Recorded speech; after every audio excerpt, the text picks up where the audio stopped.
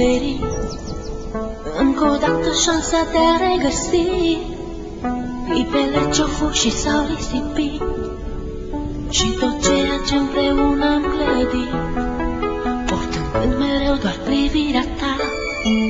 Realitatea nu o pot accepta. Ieri erai cu mine, azi nu mai ești. Ce s-au scris cândva au fost doar povești. Tu spune-mi, mereu trăiește-ți clipa, viața însă n-a putut ierta.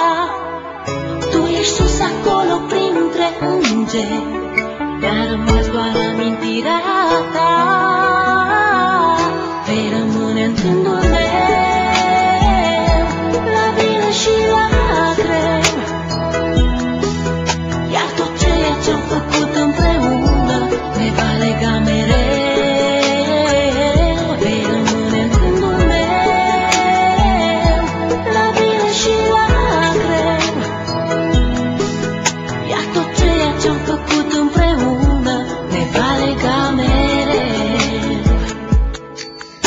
Astăzi cerul parcă e morat, totul în jurul meu îmi pare schimbat. Uneori viața e de neînțeles, ea nu iartă, iar tu nu ai de ales. Este ultimul tău drum, te-am pierdut, amintirea se așterne în trecut.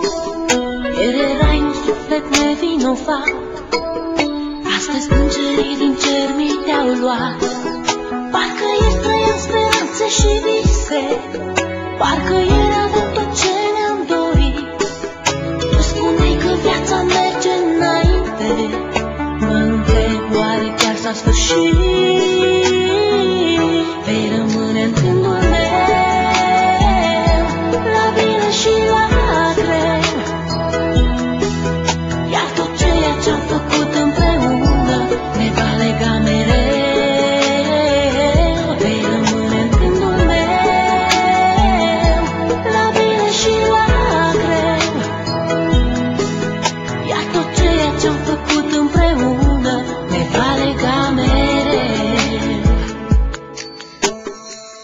Știu că mă auzi. Este poate ultima oară când te privesc în ochi, ultima oară când îți văd chipul, ultima oară când îți vorbesc. Lacrimile nu-ți pot șterge amintirea. Ai ales un drum pe care nu există suferință, nici durere. Mi-e greu să accept, însă, independent de noi, viața merge înainte. Parcă ieri trăiam speranțe și vise, parcă ieri aveam tot ce ne-am dorit. Tu spuneai că viața merge înainte, mă întreb, oare chiar s-a sfârșit?